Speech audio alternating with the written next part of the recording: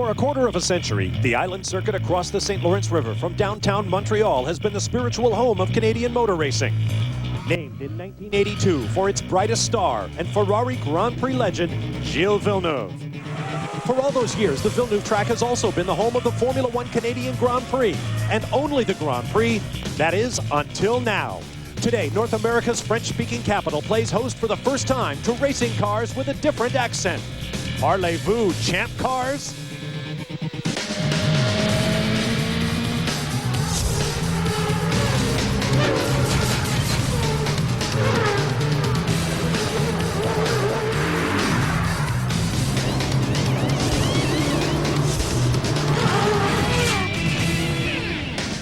If you're into motor racing history, write down the date, 23 August 2002, the day the Kart FedEx Championship Series visited the Circuit Gilles Villeneuve in Montreal, Quebec, Canada for the very first time. We have a beautiful day and first round qualifying in store for you for the Kart Grand Prix of Montreal, round 13 of the Kart FedEx Championship Series for 2002.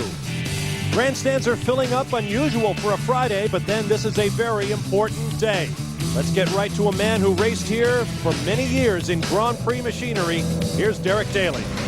Thanks, Bob, and welcome everybody to one of the historic new venues for kart champ car racing. As you mentioned, Bob, 1978, motorsports moved to Ile Notre Dame for the first time, and that was a historic event, and I have great memories of that day.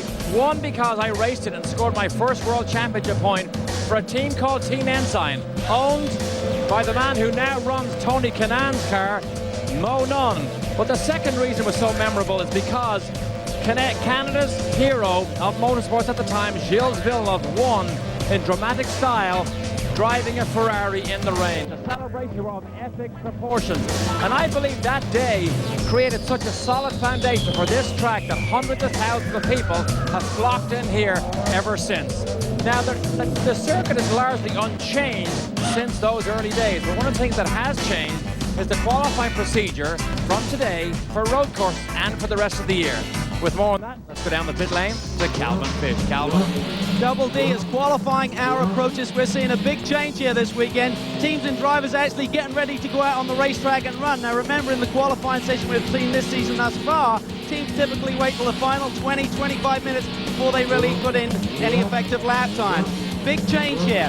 What they've really been worried about is there's been created a lot of excitement here on speed, but for the fans in the stands, they want to see cars running. New format this weekend. The 1 hour session we've broken up with a 15-minute practice session, a warm-up session essentially for the qualifying run, followed by a 10-minute break, and then the teams will get a 35-minute qualifying session, 30 minutes guaranteed green flag running. Now, once again, the drivers will only get 2 sets of qualifying tires and 15 time laps. I think it's a great change, going to create a lot of excitement here in Montreal. Scott Pruitt, more news down pit lane. Thanks, Calvin. Now, also mark this date in your history books because this is the first time that kart and Formula One have gone to the same track in the same year. As much as we like to compare apples to apples, it's apples and oranges. Very difficult. Some of the basic things, carbon brakes in Formula One, cast iron here in kart. Tires, there's a big tire war in Formula One between Bridgestone and Michelin. Here, Bridgestone is a sole supplier. Obviously, they're going to be very conservative coming to this track for the first time. The biggest thing is weight, 465 pounds heavier for the champ cars. With that, we're talking about a tenth per 10 pounds. That adds up to about 4.5 seconds, a little more than 4.5 seconds. All those things together, no matter what the case, it's going to be exciting for qualifying here today in Montreal. Bob? Thanks very much, Scott. As you can see, no waiting around today. The drivers are strapping on their helmets, getting into the cars. Here's a look at our program coverage for the weekend. Tonight, it's Kart Friday night from the Drivers' Welcome Party with Derek Daly hosting as always. Tomorrow, we'll be back for the second round of qualifying live at 1:30 p.m. Eastern Time, followed at 3:30 Eastern by round 11 of the Toyota Atlantic Championship with the title on the line. Then it's the Grand Prix of Montreal. On Sunday, our pre-race program begins live at 1:30 Eastern. Then the race itself will flag off at 2 o'clock. Stand by for more live coverage of qualifying from Montreal.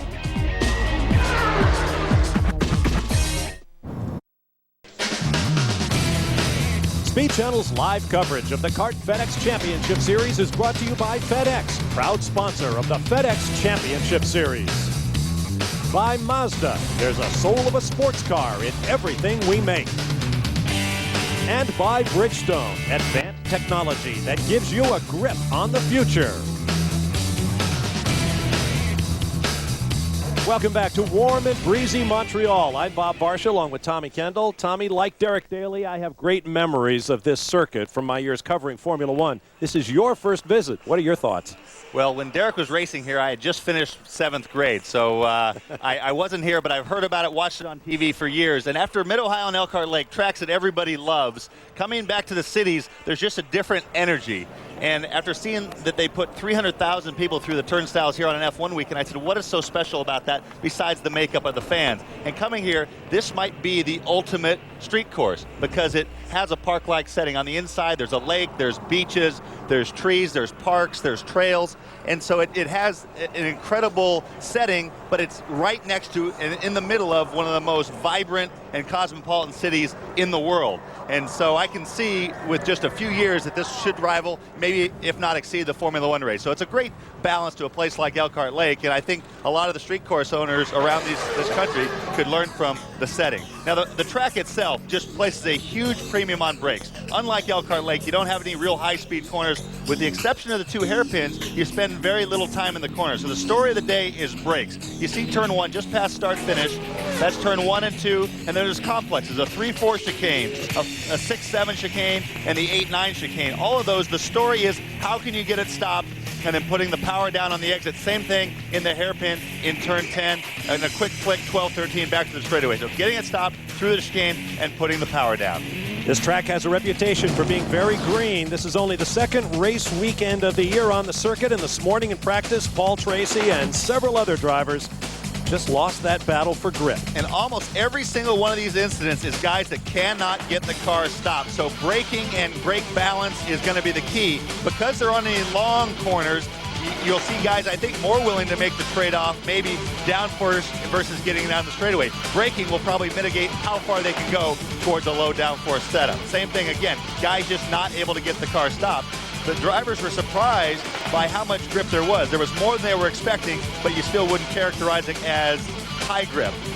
Oriol Servia was one of the guys that took advantage of that.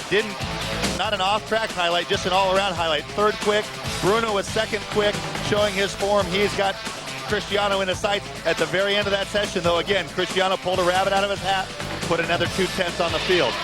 Cristiano using the curbs more than anyone except maybe Dario, so something to watch for in this session.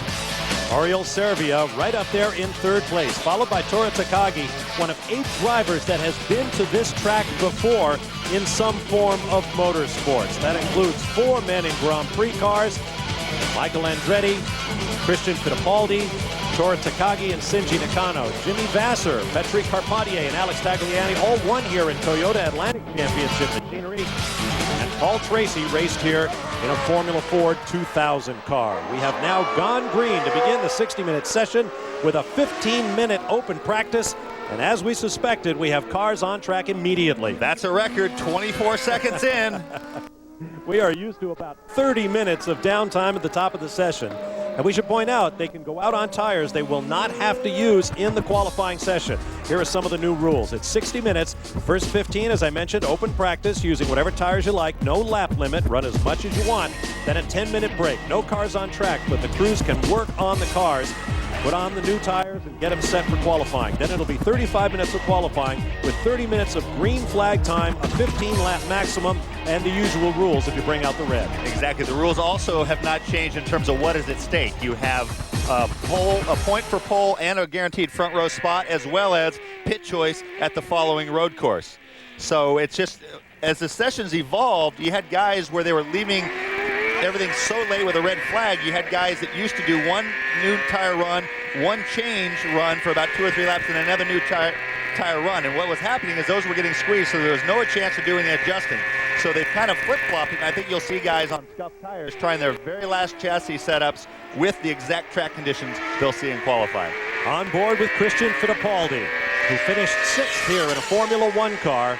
He raced here 3 times in Grand Prix machinery, actually finished 3rd in the race, but the car was slightly underweight, so they docked him some time on track, knocked him back to the 6th and final points-paying position. Derek Daly. Bob, you mentioned Christian racing here. Apart from the one announcer who has raced here, 4 of Champ Car's drivers, Andretti, Fittipaldi, Shinji Nakano, and Toru Takagi, have raced Formula 1 here.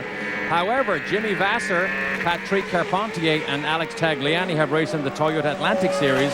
And of course, Canada's own Paul Tracy won a Formula 4 2000 race. As you look at Paul here on screen, Formula 4 2000 race he won here, and he was disqualified for dangerous driving. He said afterwards, or he said recently, I guess things never change. And both Vasser and Carpentier also won here in Atlantic. Now, Paul Tracy has an enviable record. The other Canadian races on tour, Vancouver and Toronto, have been won by the Canadian. He would very much like to make it a hat trick this weekend.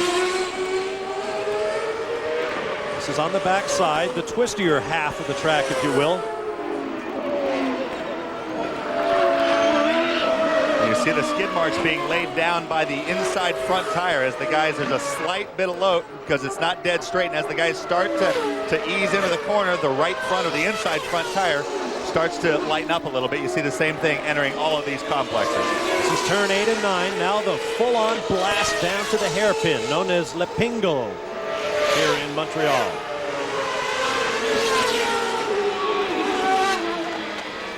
Ooh, got a little wide there.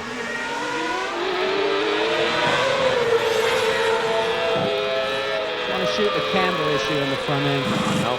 Go ahead, Calvin. Well, just a quick update on the tyre situation, what Tommy is talking about, lighting up the front tyre. What the guys really need around this racetrack is a lot of camber in the tyre, which essentially leans the tyre in. What that does is minimize the contact patch to the inside edge here, and that's why it locks up under braking.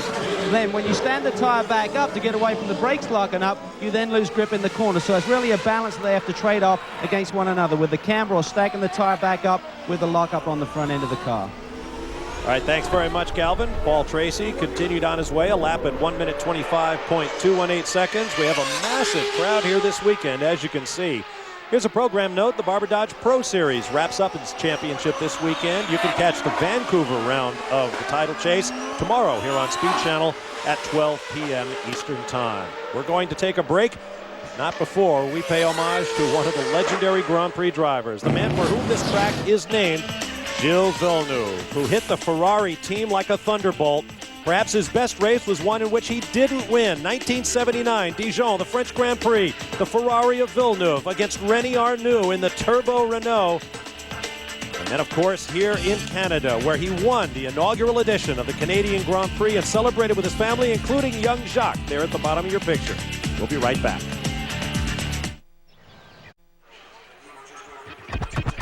Welcome back to Montreal. There's a look at the new casino that sits at the center of the Circuit Gilles Villeneuve here on the Ile Notre Dame and the St. Lawrence River. This is the opening 15 minutes of practice before a 10-minute break and then 35 minutes of qualifying under the new qualifying rules for the CART FedEx Championship Series on road courses. Now let's get back to the issue of a nose-to-nose comparison, if you will, between a Formula 1 Grand Prix car and a CART Champ car. TK? Well, the big deal, as Scott said, is the weight, and there's different conversions. Some people you talk to would actually say it's probably more than a tenth of a second per 10 pounds, but either way, it's a lot. It acts on every single aspect of the car's performance. Horsepower, again, it's hard to get a straight answer out of the engine guys here. They'll admit to somewhere between 800 and 850 horsepower. So the horsepower is very similar, but the acceleration, because of the different weight, the braking is very different. And the tire war, I think Formula 1 is almost 3 seconds faster at every track they run on this year, just by virtue of the tire war. That's right. We are under a red flag, and there is the reason. Moments ago, rookie Mario Dominguez spun at the exit to turn 13, right onto the start-finish straightaway. While they pull him away and get us back underway, let's go to Calvin Fish. Well, remember those 2 nightmare days that Tony Kanata had at Elkhart Lake Friday and Saturday. Things not a lot better here. He came in after a few laps. Bodywork is absolutely smoked, and they have some kind of oil leak back there. I think the exhaust may have come loose, gone to the bodywork, and started to fry the car a little bit. So Tony's out of the car. This morning, he was very jovial. Remember, he rebounded to a 4th place finish last week, and he has a bet with Morris Nunn. They were talking about the low grip nature of the racetrack. Morris said, for every spin you have out there, Tony, you owe me $10. For every lap that the car does, I'll give you $1. But right now, Tony just wants the car to run. He wants to have a better weekend. Qualifying position is so essential, and he needs a better run here today if anything's going to happen for him on race day. Boy, they better learn not to bet against Tony Kanaan. In fact, at Road America last week, they bet him he couldn't pass 5 cars on the first lap. He passed 6 and picked up a free dinner. We're still under the red flag, but Mario Dominguez is back underway, so we'll be back under green shortly. Don't forget, coming up this Saturday and Sunday nights, it's Speed News from our studios in Charlotte. Saturday night at 7 for 30 minutes. Sunday night, 30 minutes of NASCAR news at 7, and the rest of the motoring world at 7:30. We'll be back.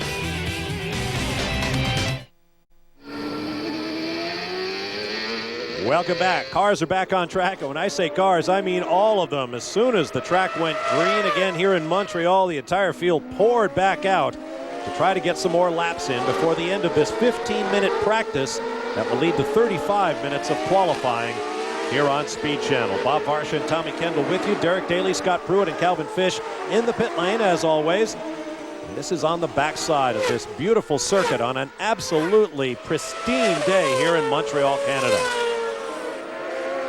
And that first car, Dixon, as you saw him going out over the red and white striped curb, is serrated. The red pavement past that is smooth, but to get to that smooth pavement, you need to go over a very bumpy, upsetting sawtooth rumble strip, which so guys will only go out there if they're probably in a little bit of trouble.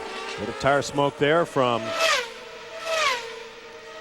Cristiano D'Amata, the points leader coming in. Now there's a look at Lapingle, the hairpin. And look at those grandstands on a Friday. Now that hairpin was shortened up this year for the Formula One Grand Prix by about 30 meters, shortening the track from 2.747 miles down to its current 2.709. There's Christian Fittipaldi. The hairpin is the same contour and radius. It's just 30 meters closer up the track. Headed toward the turn 1 and 2 complex here in Montreal called the Senna Corner after the late 3-time world champion. Derek Daly, you have raced on this track, but that was some years ago. How much has it changed since then? I mentioned earlier, Bob, it's largely unchanged. The section that you see here as we go on board Christian Fittipaldi, this is exactly as it was back in 1978. All these contours, all these corners, largely unchanged. One of the things that has changed is the runoff areas, because we had grass in 78, then we went to gravel traps, and later on we'll show you what Formula One tracks now use. But as you come down this back straight here, again unchanged, braking zone here that's very tight and very bumpy for this chicane, right and left. From here on in is where you see the changes. You mentioned earlier the hairpin.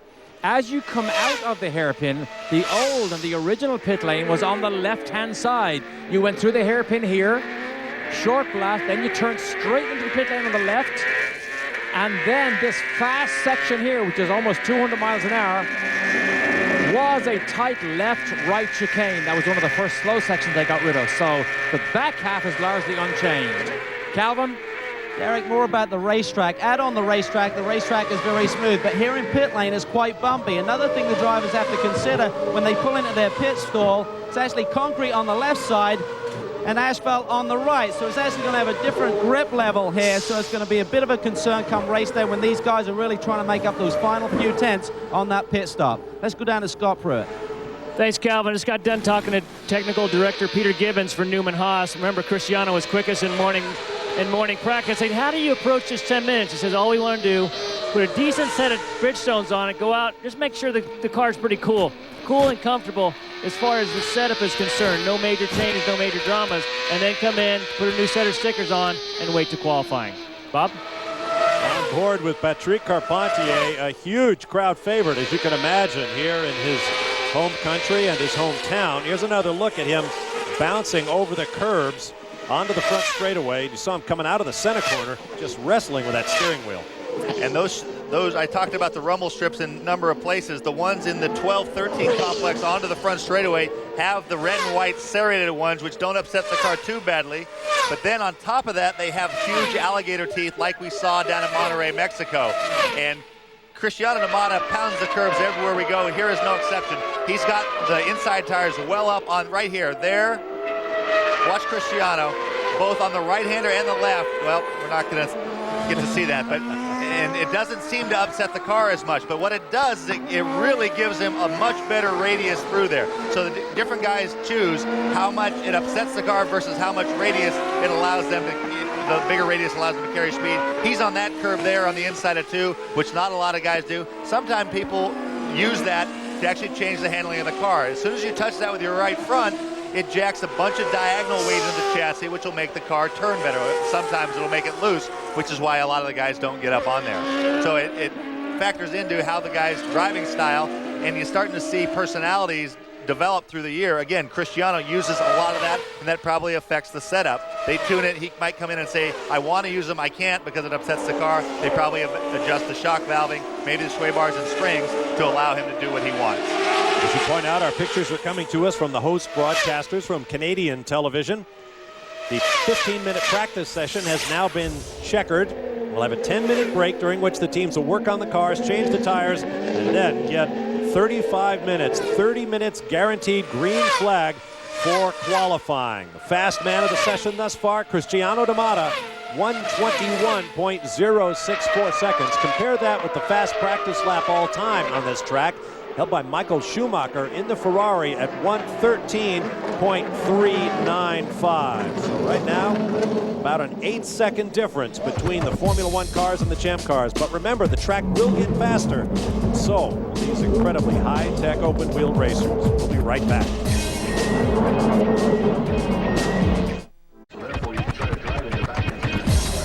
Welcome back to Montreal. This was this morning.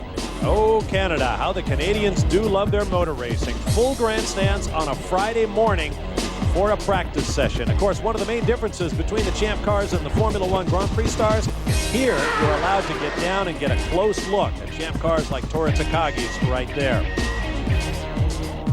The Trois Rivers Speed World Challenge is coming your way here on Speed Channel. The touring class tonight at 8 p.m. Eastern Time, followed tomorrow at the same hour by the GT class, the Speed World Challenge. Trois Rivers, just up the highway, Trois Rivers, Quebec.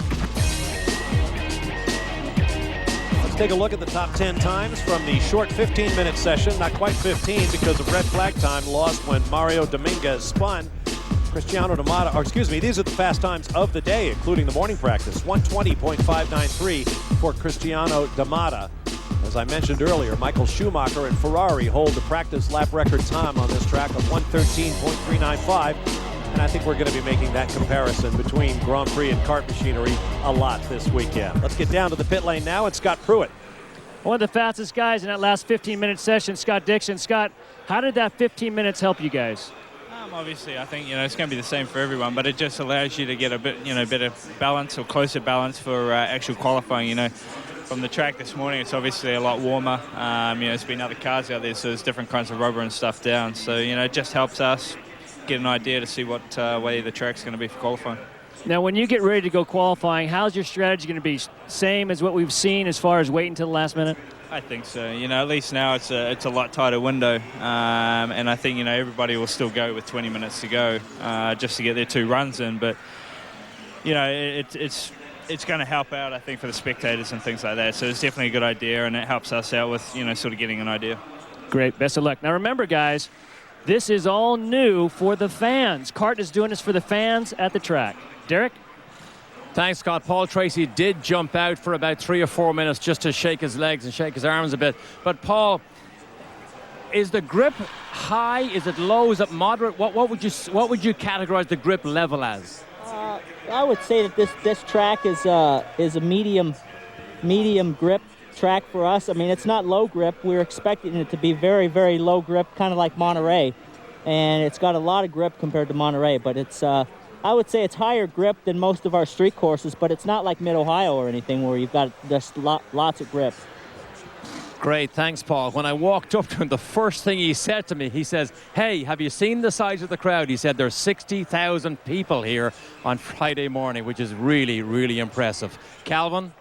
Derek, one of the concerns for the kart officials coming into this weekend was if any of the drivers shortcut through this final chicane onto the front straightaway. What they said was in qualifying, they were disqualifying that qualifying lap. However, when they looked at the practice times this morning and looked at the segment times, if anyone flew through here, what it effectively did would give them a flying start to the next lap, and there was no penalty for that. So what the officials have done, they've come out, laid down these orange cones to try and stop anyone from running through here without having to slow down to get the cone out. They hate to put these cones on the racetrack, but right now they don't have another solution for the qualifying session this afternoon. Bob?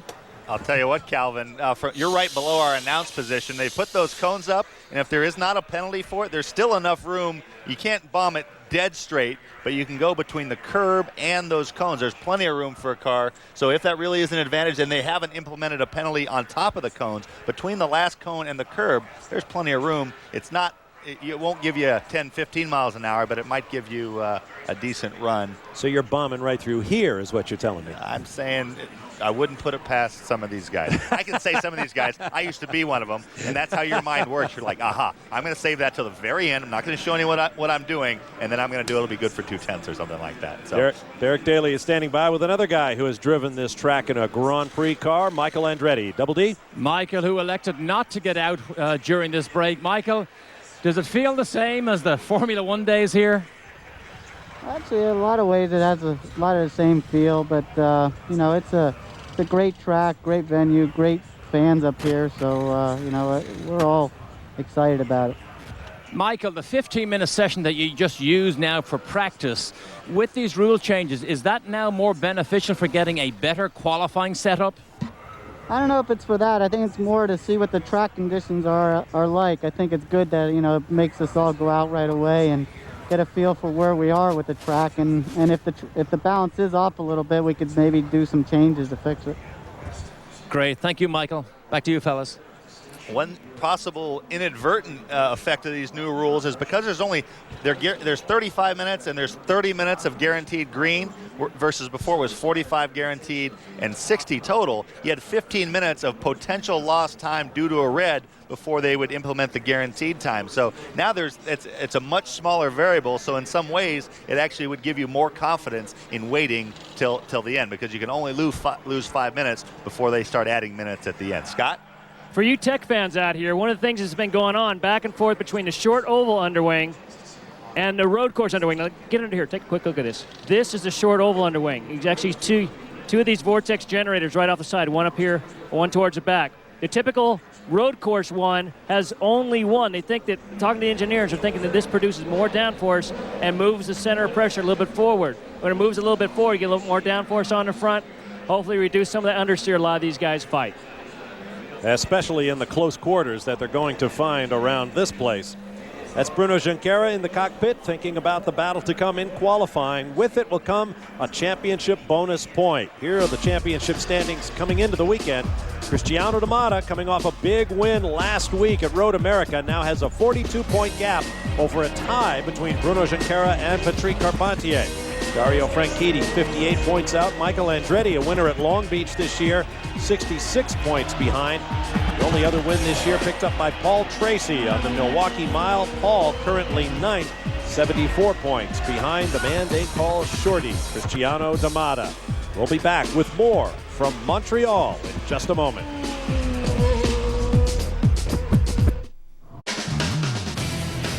Speed Channel's live coverage of the Kart FedEx Championship Series is brought to you by Midas. By Circuit City. We know the excitement you feel about the latest digital toys. That's why we're here. Circuit City, we're with you. And by Toyota. Get the feeling. Welcome back to a beautiful day in Montreal that made Jacques Cartier proud. The man who originally discovered this site back in the 1500s. On board with Alex Tagliani, who has one lap already in the books. And notice you can see the front edge of his helmet. Carpentier has the gold top of his helmet. Tagliani is sporting a little bit new paint job this year, or this weekend, as if it wasn't hard enough to tell those two guys apart. So Carpentier's helmet is almost all gold on the top, and the new Tag helmet is has kind of some sort of a gold flame action going there. Look at how similar it is from this view now. He's got the flames. Our broadcast colleague Darrell Waltrip would say that's the man to watch. He's got flames this weekend. First hot lap in the books at 124.695. He'll have to do a lot better than that, and I'm sure he will. Scott Pruitt has more on why Tagliani was the first man out. I just got done speaking with Neil Mickelwright, team manager. I said, is there a problem with the car, or did you just want to get out and get some clear run? He says, well, it's got actually two different things. One, we didn't get as much time in that 15-minute session as we'd like. There's some things we want to check out in the car. Plus, not knowing how the session is going to work out, we like to get a couple laps in the history books without getting caught up in traffic, and then wait till the end. Guys? I think it's a good strategy. We should also point out that the weather forecast for tomorrow is a little iffy. So today is the day you want to get your optimum lap in if you can. Mario Dominguez, Tony Kanaan, Michael Andretti are out. Adrian Fernandez has just gone out. We have another car headed down the pit lane. Derek Daly. I am with Jim McGee here, a man who has won 89 races. He is by far the most successful team manager, crew chief in the history of USAC or Champ Car Racing. But Jim, when you come to a new venue like this, can you dig into your bag of experience and pull out some magic tricks, maybe unknown to other guys? Well, no, I think the Vision team really, we've got a good database, and we were able to get some simulation stuff on this racetrack. And Orio's been practicing with his computer games at home a lot, so we unloaded and we had a great car. You know, he's real happy with the car. We're just working on the brakes and the little subtle things to get ready for the race, but all right. Jim, I remember when Nigel Mansell came over here, you looked after him, you were on the radio. Do you try and get inside a driver's head, Jim, to bring the best from him? Do you try and keep him calm, or do you have a particular style for each driver? Well, I think it's confidence and, you know, giving a guy, you know, the ability to do what he can do. And certainly our team, you know, the Vision team's done a great job with the car, and the chemistry's beginning to work here with Oreo. He's doing a great job. Whenever you have Jim McGee on your radio, you know I had so many years of experience. And of course, Oriol Servia was third fastest in this morning's session. Calvin? Derek, well, speaking of experience here at Montreal, some of the drivers have, as you mentioned, but also some of the engineers. One such is Alan McDonald. He's Dario's engineer. He spent many years in F1 here with Brabham, Arrows, and Team Stewart. So he has a lot of experience with this racetrack. That certainly helps coming into a new weekend for these guys. Bob? Question about that. Thanks, guys. Alex Tagliani, the fast man thus far. In fact, he just improved his best time on his fourth lap to a 1:21.040. Tony Kanaan currently second, followed by Mario Dominguez and Michael Andretti. Well, Adrian Fernandez, Michel Jourdain Jr., and this man, Tony Kanaan, are just coming up to speed. When we were on board with Alex, we saw him coming out of the hairpin. He was reaching down to the left side behind the steering wheel, probably adjusting his brake bias after that hard run into the final hairpin, turn 10. Tony Kanaan torturing that right front Bridgestone Potenza there in the Senna curve. Calvin Fish has more. Well, Bob, as we saw earlier, he actually tortured the bodywork in that practice session. He had to switch to the backup car. He said it's a broken exhaust. Same problem that took him out of the lead at Motegi, Japan earlier this year. Tony just said, I've seen this picture before. He didn't look happy as he got in the backup car this afternoon. Kanaan logged in third on the provisional grid at 122.711. Oh, Michael Andretti lighting up the left front. Beautiful look at downtown Montreal across the river. Under the bridge into the right-hander at turn 8 and the left-hander at 9. Now blasting down to Lepingo, the hairpin.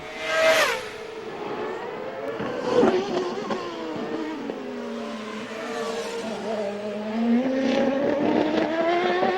can hear the traction control, that flatulent, stuttering sound. Big screens all around the track. Give all of the fans a view of the cars on track. Great track for walking, paths everywhere. Really, as I was trying to say in my open, it really is an Elkhart lake in the city, and you've got guys just away from the racetrack. Everybody's out picnicking. When the grandstands are full during the session, they're empty in between. Guys are getting food. They've got an ATV deal over here. You can test drive ATVs on a little obstacle course. It's really, really kind of the best of all worlds. Got a quick look at some water in the background. That was the rowing basin from the 1976 Summer Olympic Games held here in Montreal. Michael Andretti goes to the top of the charts, 1:20.955. That's easily Michael's best lap of the day thus far. And Tag had his best lap disallowed for shortcutting the course in 13 there. Too much of the car over that the green concrete blocks. Crosshatch. It's got a concrete crosshatch portion. So it cost him 0.3 of a second. His quick lap, or that lap, was 0.3 quicker than the time they've credited. This is coming into 12 and 13. Gets in too hot. Big opposite lock. Solidly over the green. just that was not a case of him bombing it to try to get a better lap. It was a case of not getting stopped at the end of his quick one. He is back in the pits. Michael Andretti at the top of the charts at 120.955. Michael's best lap this morning, 122.383. We'll be back.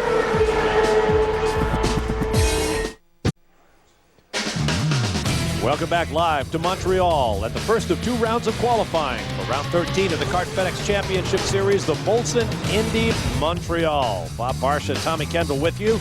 Down in the pit lane, Derek Daly, Calvin Fish, and Scott Pruitt. Here's a look at our top 5. Michel Jourdain Jr. and Shinji Nakano have pipped Michael Andretti just in the last 60 seconds or so. We have 3 drivers in the 1 minute 20 second zone. 120.660, the best thus far as we go on board with Patrick Carpentier. And I'm predicting we'll break into the 119s before this session is up in about 23 minutes.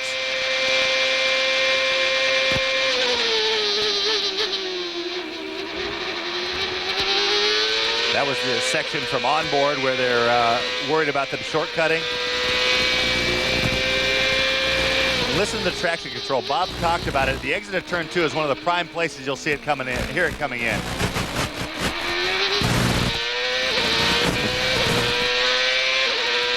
There's 3 corners, turns 2, 7, and 10. And the nature of the corners, they're kind of, the track opens up, but it's not totally straight. So you have the guys feeding in 850 horsepower. Here comes the second one. On the exit here, the road opens up, but it's not straight. Really, I'm not hearing much traction control at all from Carpentier. That might be because the way the nature of those corners is, it can seem intrusive. It's not intrusive unless it's slowing the car down. Sometimes it's just doing its job because there's so little grip and the nature of the layout of those corners. So you have to decide, is this slowing me down, or is this a case where there just isn't any grip and you have to work on the setup?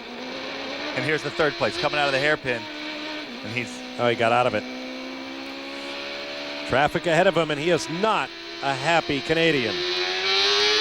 Not sure who that was on the road ahead of him, but Carpentier had already logged in at a 120.694, putting him 3rd on the provisional grid. Let's go to Calvin Fish. Well, Tony Kanaan has just rolled into his pit box, and they're continuing to work here on the backup car. They switched all the shock absorbers over here, trying to get the setup the same as the car this morning, but this is definitely a setback for this team. Hopefully it won't be too much of a problem, as tomorrow should be quicker as the rubber goes down here at Montreal, as we've found with the F1 cars. Day 2 is faster, but not the sort of start Tony Kanaan was looking for. Scott? Thanks, Calvin.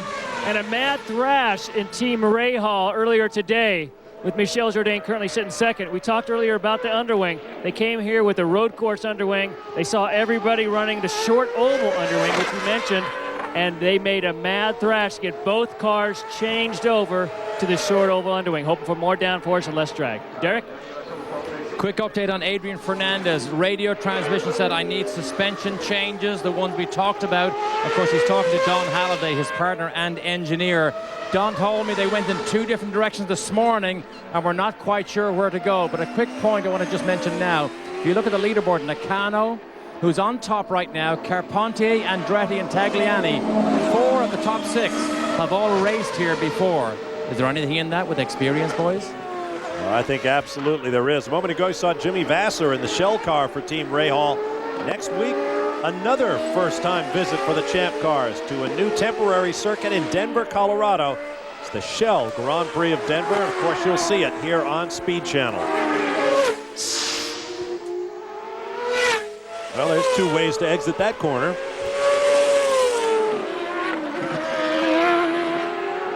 Bruno Junqueira. Dixon in front. Dixon was 9th quick this morning. Junqueira at 2nd.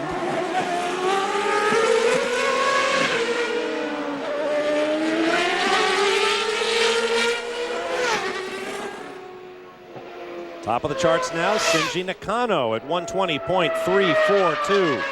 About 19 and a half minutes left in the session. As you see at the upper left corner of your screen, you're watching Cristiano Damata. Boy, he gets that sucker right out to the wall. And that green pavement on the other side of the rumble strips, unlike the place before where we just saw Dixon using it, and Damata goes to P1. unlike the other places, you have smooth concrete. That green is actually a cross-hatched concrete that they use, that grass usually grows up through. So most of it is cut out. It's not a lot of contact patch. So when you see the guys going over that, they'll use up that last 3 feet of green stuff in a hurry. The modest time, 1 minute 20.086. Come on, guys, get us into the 19s. There's our active top 10. The column at the upper left, the yellow arrow means that driver is in the pits at the moment. They're under green, coming up on 18:30 to go in the session. Oh, it's straight onto the tire wall goes Alex Tagliani. Extra tire walls added for this event to accommodate the heavier weight of the champ cars in the runoff areas. As you see, this set of tires covered by a thick rubber belt. He's going to be done for the session. You see the right front suspension folded back. Actually, both sides look like they're folded back. So unless he wants to switch to his backup, he's going to be done for the session. Tagliani currently shown in 12th. Cars finishing hot laps before the red comes out. There's Tagliani. That technology of belting the tire walls was invented here in kart. Wally Dallenbach, the chief steward, had a lot to do with it. It was first tried in Brazil a few years back. Here you see Tagliani's problem. Off driver right and then straight on. Not sure what happened to him there. Well, coming around turn 4. Turn 4 is a sweeper to the right, so you're not dead straight. And he got first one front locked up, then the other one. And then he got, while he was fighting that, he got off the right side off. And once you put one edge off, it just sucks the car. And at that point, any hopes of getting speed bled off was over. Missed most of the gravel trap as well as a result. Red is out, coming up on 17 minutes to go. Remember, the drivers are guaranteed 30 minutes of green flag time, so we have effectively 5 minutes of red flag to give before we'll have to start adding to the end of the session. Steering wheel is off. Tagliani remains in the car. There is your top 10. We'll take a break and return with more live from Montreal.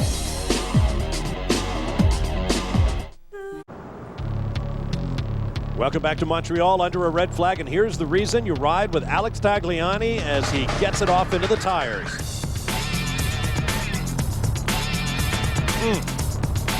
He went in at nearly unabated speed. You saw watch how much his head moves, even though he's wearing the Hans head and neck restraint.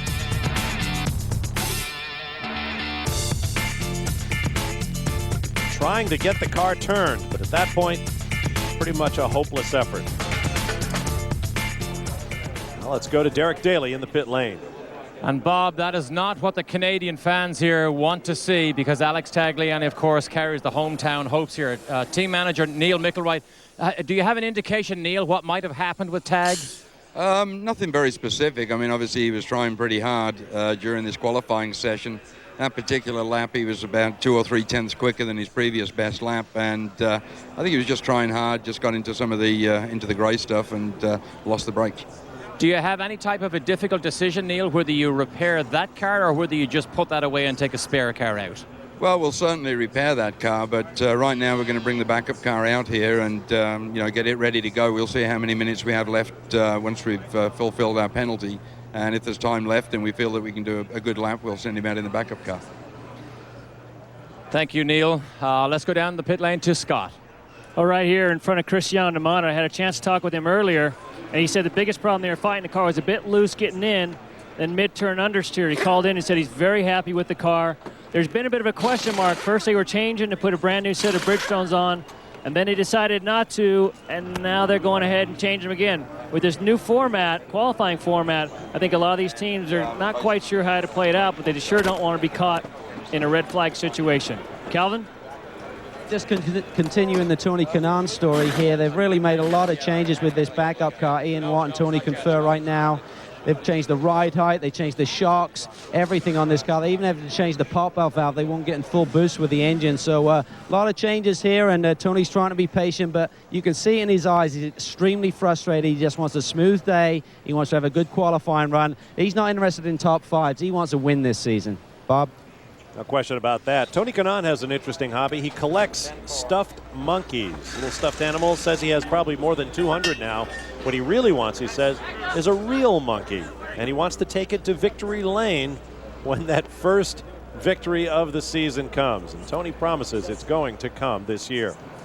There's Alex Tagliani's car. I think Neil Mickelwright thought he was going to have to serve the old 8-minute penalty for bringing out the red flag. Somebody needs to tell him there is no such penalty anymore. Tag lost his quickest lap of the session, but he can go out in his backup if he withdraws the primary.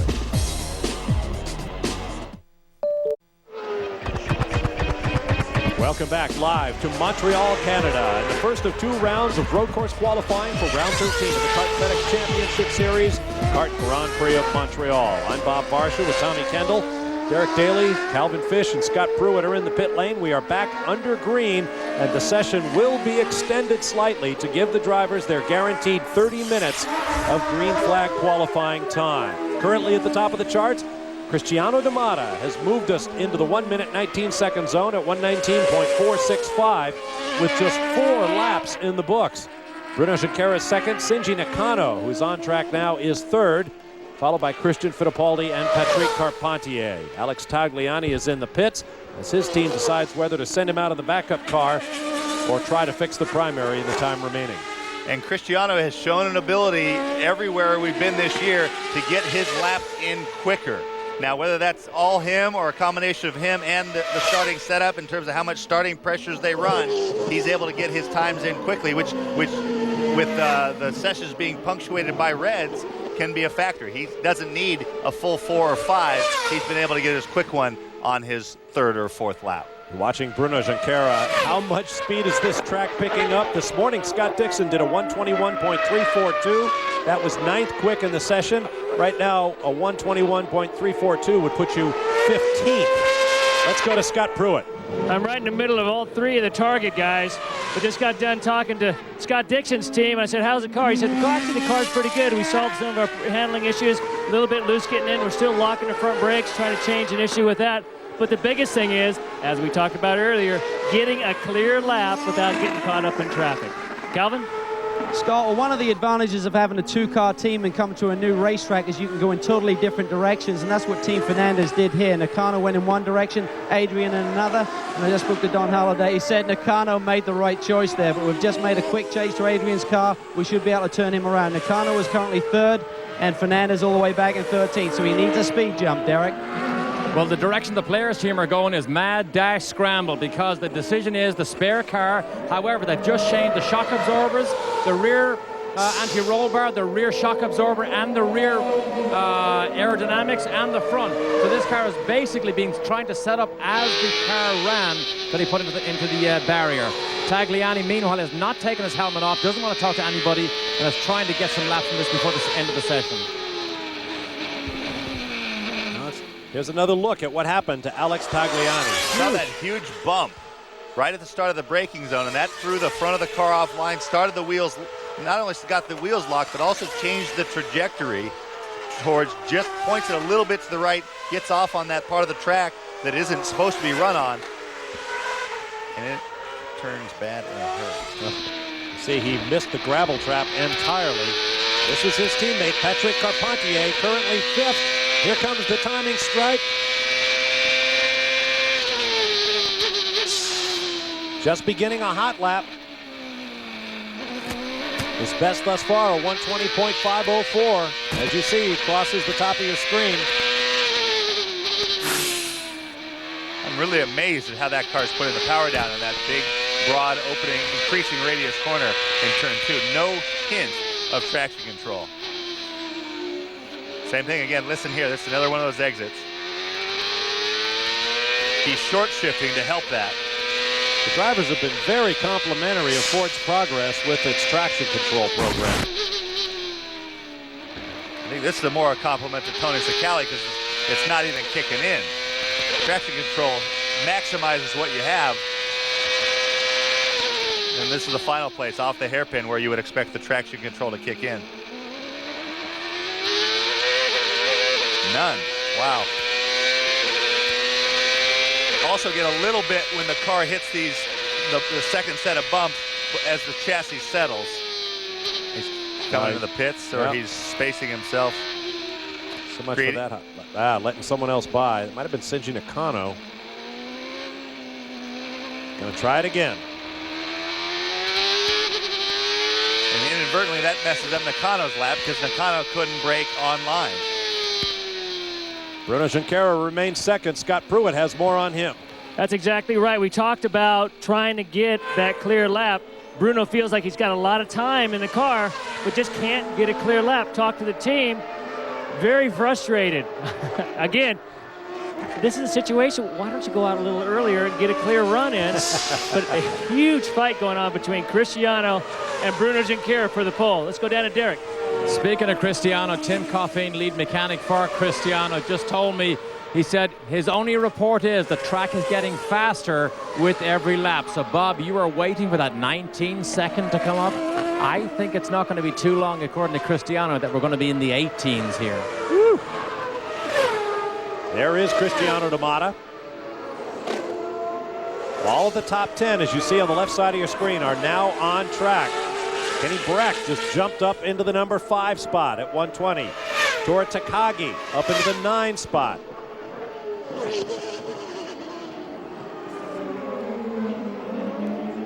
Cristiano overshot. Looked like he was on a good one that time. Overshot the hairpin. Looking so for that hole it at that point. On board with Scott Dixon, headed for the hairpin. Here the rear wheels lock up when the engine goes quiet.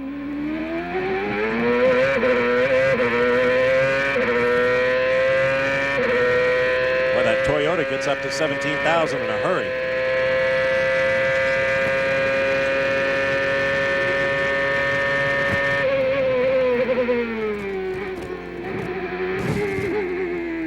Oops.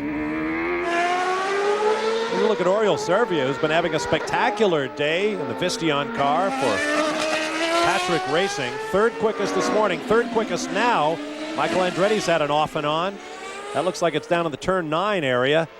Oriol Servia currently third by 0.07 of a second to Bruno Junqueira in second. Times are extremely close. Second through 14th are all covered by 1 second. So look at the Spaniard at work.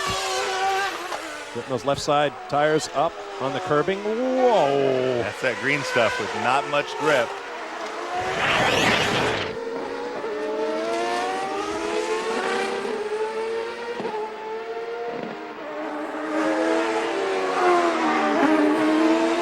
Coming up on 2.5 minutes to go.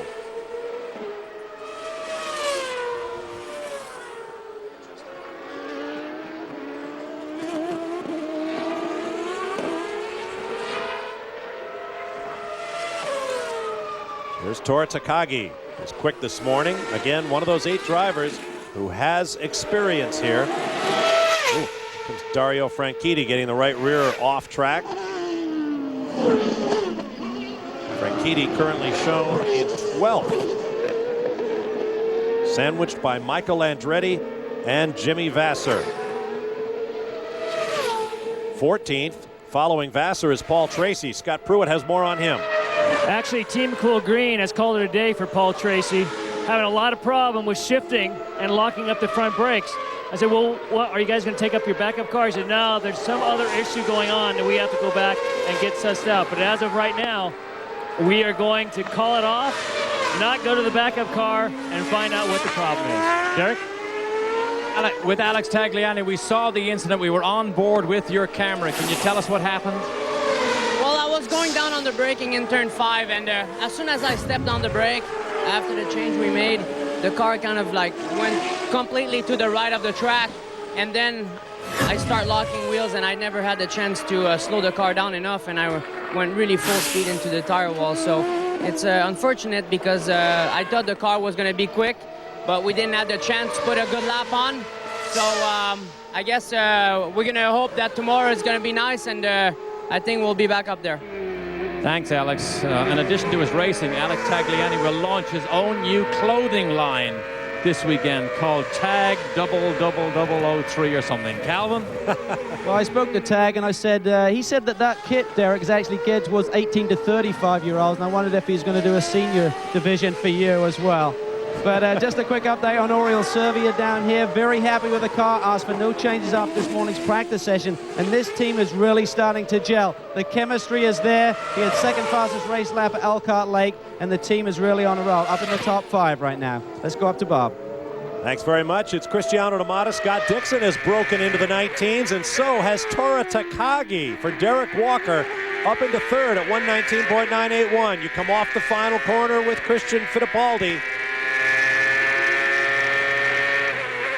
No improvement. Fittipaldi remains 7th. Patrick Carpentier, meanwhile, coming back up to speed after an off and on. Missing half of his right front wing. See the right front element flapping around there. So that will bring his session to an end. The checkered flag is now waving. Scanning the time charts, only Shinji Nakano has used all 15 of his laps. Patrick Carpentier has used but 12, and he is 9th. Paul Tracy, as Scott Pruitt mentioned, is done for the day after only 7 laps. And Alex Tagliani is shown 18th and last with 7 laps in the book. So it has not been a good day for Team Canada. And remember, once again, tomorrow's forecast shows a possibility of rain. See if Takagi can improve. Nope, he's off it. I wonder if he ran out of gas. 3 drivers. Yeah, that's exactly what happened to him, I'll bet. Now on board with Christian Fittipaldi. 2 turns to go.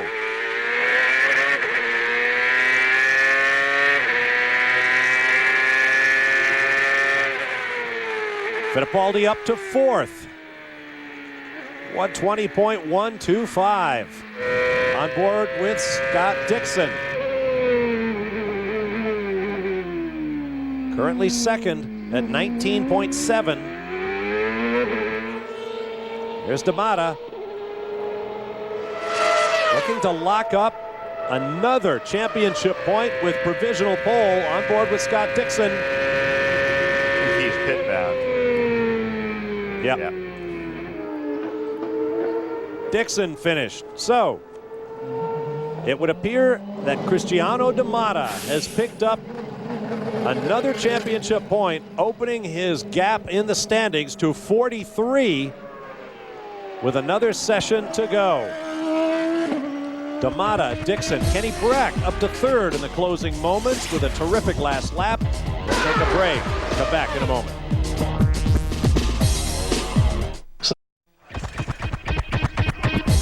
Welcome back to Montreal. Here's a look at the final results of the first of 2 rounds of qualifying. The top 8 cars covered by 1 second, led by Cristiano Damata. Has picked up so many bonus points for provisional qualifying, pole qualifying, and laps led this season. Scott Dixon, Kenny Brack, and Tora Takagi all on 1 minute 19 seconds. There you see 11th through 18th. Alex Tagliani with a 121.3, the slowest car in the field. That was 8th quick in this morning's practice. Let's go to Scott Pruitt standing by at Cristiano Damata's pit. A lot of excitement right here with Cristiano Damata. Cristiano, you must like this place. Yeah, it's a very nice track. I'm actually pretty happy that cars started to come to this type of tracks. Proper Grand Prix circuits. It's just a lot of fun to drive. It's wide. There's this track in particular. The corners are actually. It's a wide track, but with tight corners. But it's pretty cool, you know, just fun to negotiate all the chicanes and hard brakings. I think it's going to be a pretty tough track to race because many hard brakings in the same lap. So I think it will be hard on the cars, hard on the brakes, hard on gearbox because lots of downshifts and everything. But of course, very happy performance on the first day. 1 more point. Spot guaranteed on the front row. It all feels good. Oh, great job out there. 1 more point towards his championship run. Derek? Thank you, Scott. Scott Dixon here just having a debrief with his engineer, Mark Paxson. Scott, exceptional performance, and you timed it well. Yeah, no, it was kind of hard actually today to try and get a clear lap, but everything worked out fine. We, used that first session to get a bit better balance on the car. And, Team Target did a great job. We got a clean lap, and, we almost got messed up by Earl, but, he was good enough to take off down the straight so he could sort of get out of the way. It was good. You're from New Zealand. You're also kart's youngest ever winner, but I'm sure you watched Formula One on this track here. Did you really look forward to coming here this weekend, Scott? Yeah, for sure. You know, any circuits that I've driven on, like in Melbourne and things like that, they're very nice facilities, and the fans here are just amazing. You know, for a Friday and this amount of people to be here is something really good. So it's, you know, always been a dream to race on one of these tracks, and you know, finally it's happened. Thank you. That was Scott Dixon's best ever first day qualifying so far this season. Calvin? Well, Oriel Servia in the Visteon car had a great qualifying run this afternoon. 6th fastest today, Oriel.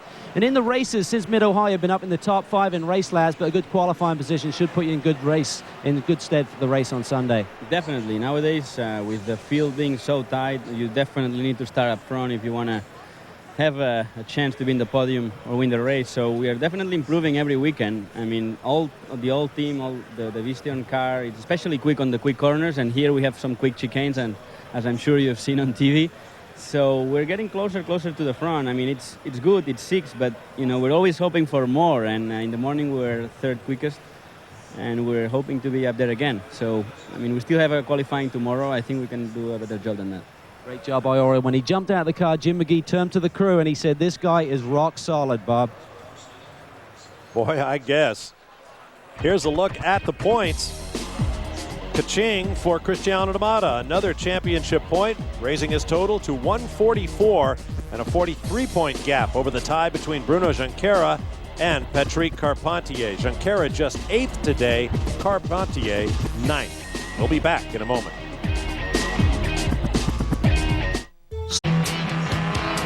Welcome back to Montreal. The NASCAR Winston Cup and Busch Series cars are at Bristol, Tennessee this weekend. Check out Winston Cup Happy Hour live tonight at 6 p.m. Eastern Time. And also don't miss Trackside from Bristol Motor Speedway tonight at 7 p.m. Eastern, only on Speed Channel. Kenny Brack was 3rd quickest in today's provisional round of qualifying. Scott Pruitt is with him. A good day for Team Target, 2nd, 3rd. Kenny Brack currently sitting 3rd. A little bit of an issue with traffic out there. Yeah, I think it was a lot of traffic this afternoon, but you know, it's the same for everybody, I guess. But we had 2 laps into the first set of tires. There was a red flag, and then in the second set of tires, we had a lot of traffic. But we backed off, and Jas managed to get a lap there in the end. So you know, that's about what it is these days. You know, you got to get that clear lap. Now, what the track itself, is it fun? Is it challenging? What's it like? It's okay. I mean, it's. I think it's fun because if you look at the whole event, I mean, Canada we always have great crowds here, lots of atmosphere. So you know, the track is built more for Formula One cars. I think there's a lot of tight chicanes, and they're fun to drive through. But our car's a little bit bigger, so you know, it's a little more like a bus type feeling when we go through there. Oh, great job today. Great job for Team Target to continue to work at putting all the cars at the front of the pack tomorrow. Bob? Thank you, Scott. And in the middle of that scrum is Patrick Carpentier, 9th quickest in this provisional round of qualifying. We'll be back to wrap things up shortly from Montreal. Stand by.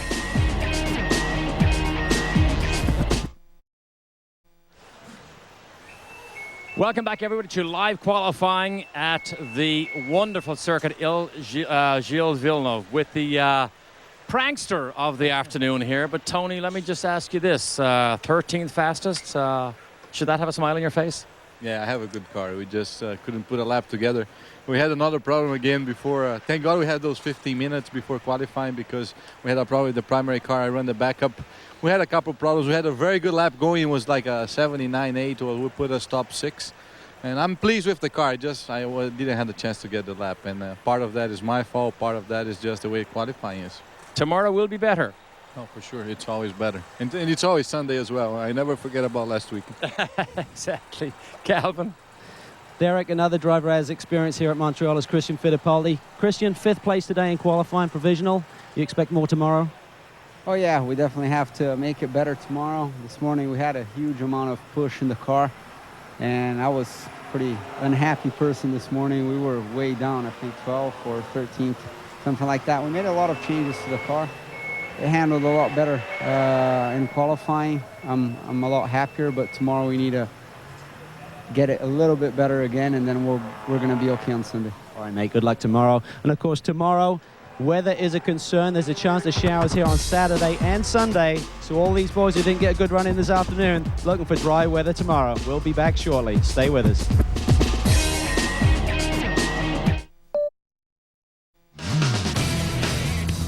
Speed Channel's live coverage of the Kart FedEx Championship Series is brought to you by FedEx, proud sponsor of the FedEx Championship Series. By Midas. And by Bridgestone, advanced technology that gives you a grip on the future. First round qualifying is in the books. Cristiano D'Amata, as we've come to expect, is on top. Let's get final thoughts from our pit mavens, beginning with Scott Pruitt. You're the team owner. You continually have these same problems, getting caught up in traffic, waiting until the last possible moment. Even though they've changed how they do things in qualifying, the strategy, the same old problem. What would you do? If it was me, I think I'd send the guys out a little bit earlier. Calvin? Well, you talk about pressure here, Scott. None more so on the Canadian drivers, particularly the players' team. You see the media surrounding Alex Tagliani after that qualifying session. Maybe it was the pressure that got to Tag a little bit today. We'll see tomorrow. Hopefully he can rebound. Derek? And of course, Calvin, part of the pressure is because there were better than 65,000 Canadians here today wishing and hoping their boys would be at the front, like they've been at the Canadian races earlier this season. Will they be tomorrow? Turn the pressure up and turn the heat up. Maybe we'll see then. All right, thank you, Double D. TK, your final thoughts. Well, obviously, Cristiano D'Amata, everybody has the problems. Everybody says it's hard to get a clear lap. Somehow he always does it. He is the barometer. But look behind him, Dixon Brack, and how about a call for Tora Takagi? We've talked about how good he is under the brakes. I talked about that this track is all about the brakes, getting it stopped for those chicanes. So let's see if these guys can continue their form or the Canadians can answer back tomorrow. Well, the track will get faster. If you were wondering how close the Champ cars would get to the Formula One top speed today, fast man Cristiano D'Amata was about 6.6 seconds off, and it's going to get closer, you can be sure, tomorrow, weather permitting. Join us tonight for Kart Friday Night from the Drivers' Welcome Party at 10:30 p.m. Eastern Time. Tomorrow, second round qualifying at 1:30 p.m. Eastern to set the grid for Sunday's race. Tomorrow afternoon, the Toyota Atlantic Championship may crown their 2002 title holder. Join us at 3:30 p.m. Eastern Time. And then on Sunday, join us at 1:30 Eastern for pre-race coverage at 2 o'clock. Expect the green flag for round 13 of the Kart FedEx Championship for 2002, the inaugural Kart Grand Prix of Montreal. I'm Bob Barsha for Tommy Kendall, Derek Daly, Calvin Fish, and Scott Pruitt. We'll see you tomorrow. So long for now from the Circuit Gilles Villeneuve.